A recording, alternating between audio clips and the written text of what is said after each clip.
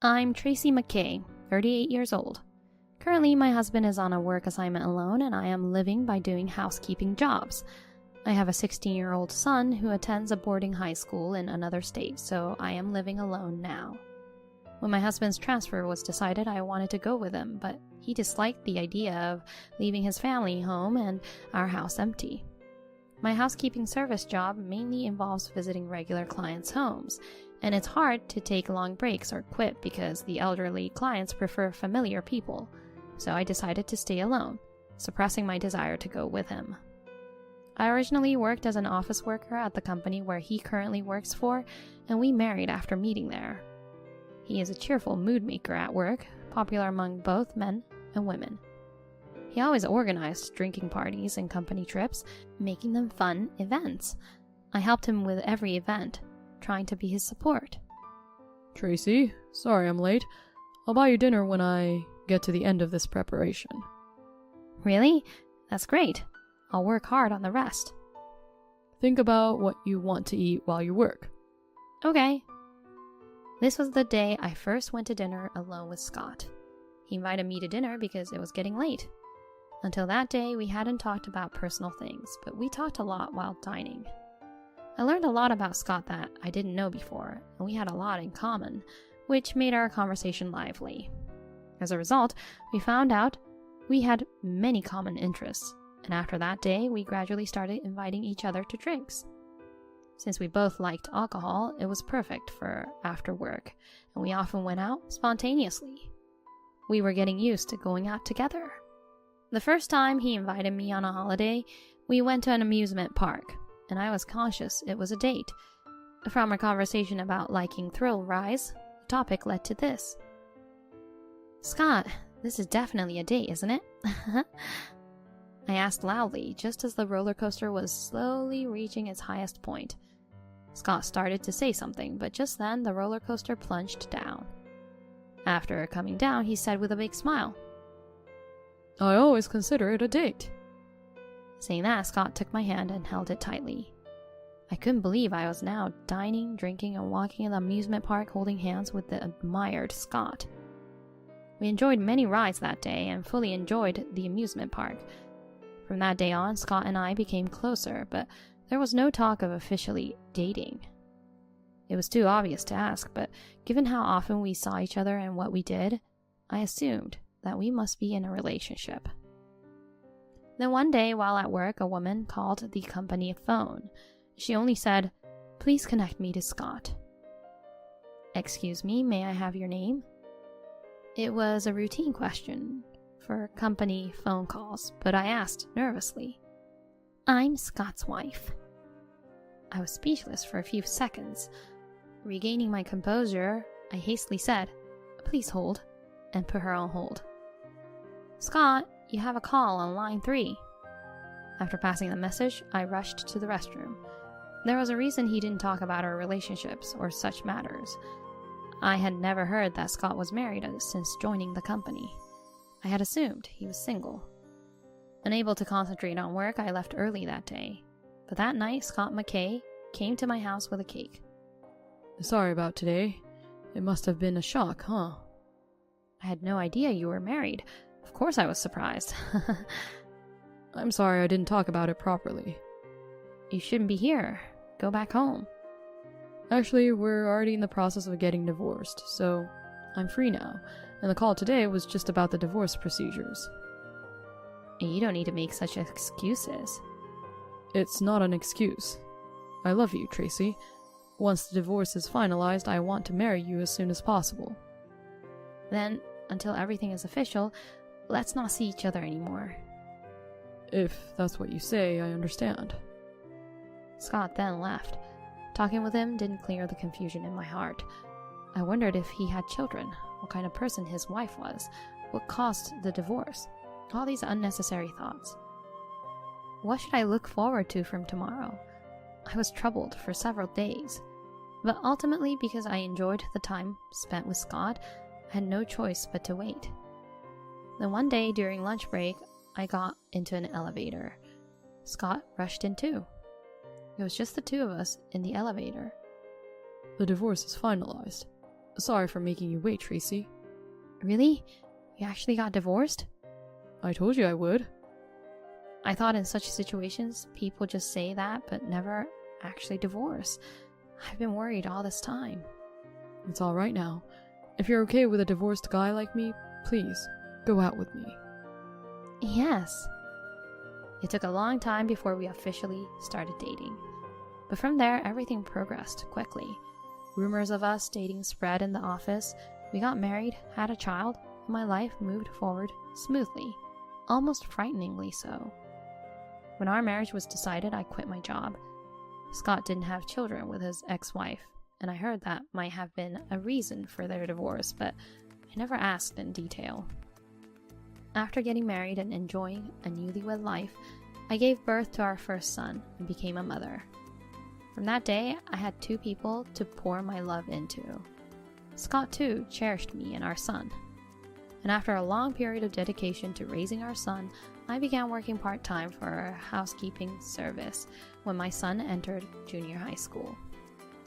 He was set to attend a boarding high school for sports, so I thought it better to slowly adapt to the workforce rather than rush to find a job then. Scott, of course, agreed. Then, at the time of our son's high school enrollment, Scott's transfer was decided. Feeling lonely all of a sudden, I immersed myself in work. Taking care of the meals, cleaning, and laundry for the elderly living alone became a fulfilling job for me. Visiting almost the same homes every day, they felt like my own family. Months of such life passed, and I had grown accustomed to living alone. On this rare day off, I thought about thoroughly cleaning my house while eating breakfast when the TV got noisy. Looking at it, the location was where Scott's company after his transfer was. The news was continuously reporting on a tsunami. In the footage, Scott's company was directly hit by a massive tsunami. Regaining my senses, I hastily grabbed my smartphone and called Scott. Yes? Scott, where are you? At the office. Where else? Don't call during work. The call ended abruptly. I could only feel uncomfortable on the phone with him. Was it just by chance he wasn't at the office? Hasn't he seen the news? There was no indication that he knew about the tsunami. However, it was strange for him to speak in that tone. Feeling uneasy, I decided to call the head office of the company where Scott McKay worked. My name is Tracy McKay. Could I speak to my husband, please? Miss McKay, we always appreciate your support. Unfortunately, Mr. McKay is off today. Ah, of course. Sorry about that. Is Victor available then? Please hold on a moment. This Victor was a colleague who joined the company in the same year as me. I had made plans to meet him that day. I had an idea of what might be going on from the call with the office worker, but I needed confirmation. Hi, Victor. Long time no see. Sorry for calling you out of the blue. What's up? You haven't changed at all, Tracy. Look at me, already hitting middle-age spread. I wanted to ask you something. Where is Scott working now? Huh? Scott has been working with us continuously. Why do you ask? I knew it. What's wrong?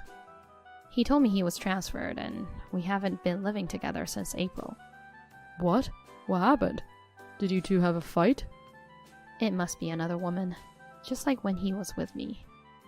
But surely he wouldn't lie about something like that. Probably thought that if he was transferred, he could be with her every day. Let me look into it. Act like you don't know anything, Tracy. This morning, I saw the news about the tsunami and called him in a panic. He said he was at work. It seemed strange if he was supposed to be at his transfer location. I see. I'll let you know as soon as I find out anything. Thank you, Victor. While waiting for Victor's call, I thought about many things alone. Divorced at this age, I felt helpless, but if Scott really was cheating, I couldn't stay with him. Then 3 days later, Victor contacted me. That day I met with Victor and everything became clear. Victor had pretended to seek advice about a rumor of his own affair to catch Scott off guard, and instead he brought back information about Scott. Scott was living with a young woman. Apparently she even brought him homemade lunches every day.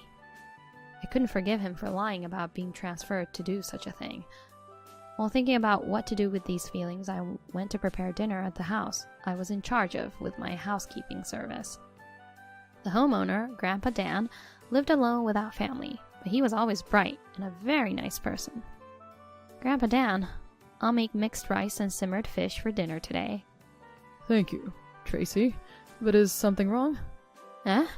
No, I'm fine. Nothing is wrong. You don't have to make anything fancy. Just talk to me. Well, I'm thinking about getting a divorce. You must be going through something tough. Yes, I told you my husband was transferred, but it seems that was all a lie.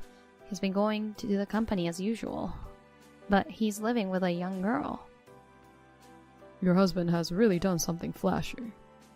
He still doesn't realize that I know the truth, but honestly, I can't decide what to do. What's the first thing that comes to your mind?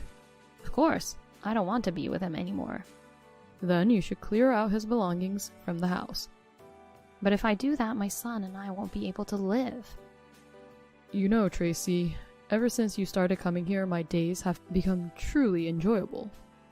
Grandpa Dan was speaking in a gentler tone than usual, trying to soothe my anger and sadness. Now it's my turn to repay the favor. What do you mean? I used to be a president of a big company when I was healthier. I've never heard you mention that before. Indeed, his house is huge, and I had initially thought him to be a well-off elderly man, but as we became closer, such things stopped mattering. But once those titles are gone, people who used to be around me disappeared, and now I'm all alone. My wife passed away before me, and we never had children. It's lonely, I tell you. I'd like to say, get a divorce and become my wife. What? Just in name, of course. If you were my wife, I could leave all my wealth to you. What? That's such a bizarre idea. I was truly shocked by Grandpa Dan's statement at that moment. I wasn't sure if it was a joke or not, but I definitely felt like I had gained a powerful ally, and it made me feel stronger. That would be too much, even tarnishing your family register. But first, let's get you a house. We'll start the discussion from there. Move all your and your son's belongings there. At first, I didn't understand what Grandpa Dan was talking about. Given his age, I even wondered if he might be suffering from dementia. However, Grandpa Dan soon gifted me and my son a brand new house. He said he wanted to base the company on the work I was doing, to spend more time with the elderly during their final days. He proposed starting a company with me as the representative, saying, "From now on, you build and continue it." He would lay the foundation for the company. Considering my current situation and my son, I decided to accept Grandpa Dan's generosity. There was no longer any hesitation. I decided to let go of my feelings for my husband and move forward. On my next day off, I visited my son. I wanted to explain everything to him and make sure he understood the current situation. I had always thought of him as a child, but he had grown up admirably. He listened to me till the end and encouraged me to stay strong. He said he would visit during his long breaks and wanted to thank Grandpa Dan. I completed the move by myself, leaving only Scott's belongings in the old house. The house was just a vast, empty space without our things. I left the divorce papers and wedding ring at the entrance and walked away. Unsurprisingly, Scott hadn't contacted me throughout this entire time. I was still visiting Grandpa Dan's house, but I continued my previous job. Before starting the company, I discussed with Grandpa Dan about getting certified as a care worker, aiming to start a service specifically for the elderly.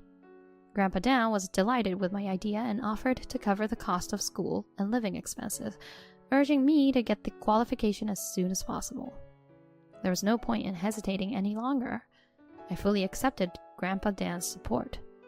About half a year later, I received my first call from Scott. I couldn't answer as I was in class and didn't call back even after class ended. I intended to let Scott find out the situation at home with his own eyes. Although I had quit my job, I continued going to school and never missed a day taking care of Grandpa Dan. We ate dinner together whenever possible, and I stayed with him until he fell asleep. We were almost like family. Tracy, once your divorce is finalized, would you consider becoming my adopted child? You're saying such things again? I'm in the final stage of my life. You're too young to be my wife, but Even if I bought you a house and set up a company, there's still plenty of wealth left. This house would sell for a good amount too. I hate to bother you, but I want you to take care of this. Thank you, Grandpa Dan, but my divorce isn't finalized yet, and I need you to stay healthy and with us, right? Please, think about it seriously. I want Tracy, someone like you, who doesn't seek anything in return and works hard to stay close to the elderly, to use the money I leave behind. I want it to be used correctly. Okay, I get it. Let's rest for today, shall we? I felt that Grandpa Dan was somewhat in a hurry. Perhaps he was not feeling well. I thought of taking him to the hospital. The next morning, I received several calls from Scott. It kept ringing. I answered around the 10th time. Tracy, what is going on? Welcome back. You finally returned? As you can see, Scott, you don't need 2 houses, do you? What? You thought I didn't know you weren't really transferred and are living with a young girl? Oh, wait. Just quickly write and submit the divorce papers. I don't want child support if you just leave swiftly, and we can get this over with. You're so easygoing. Did you find another man? I realized how unreliable and worthless you are, so I'm working hard to raise our child by myself. I don't have time for unnecessary thoughts. I just want you to disappear. I was wrong. Forgive me for the divorce.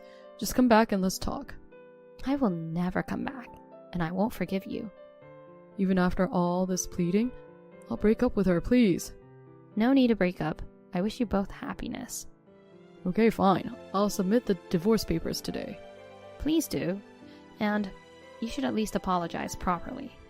Oh, Tracy. I made you feel bad, didn't I? Sorry. Just like when I found out you were married all those years ago. Take care of the procedure, son. From there, I quickly started preparing to set up the company, gathering people, setting up facilities, and getting certifications. Why I rushed? I immediately took Grandpa Dan to the hospital, but he was already in a state where surgery was not possible, and the doctor said he wouldn't live much longer. I wanted Grandpa Dan to see the company I created.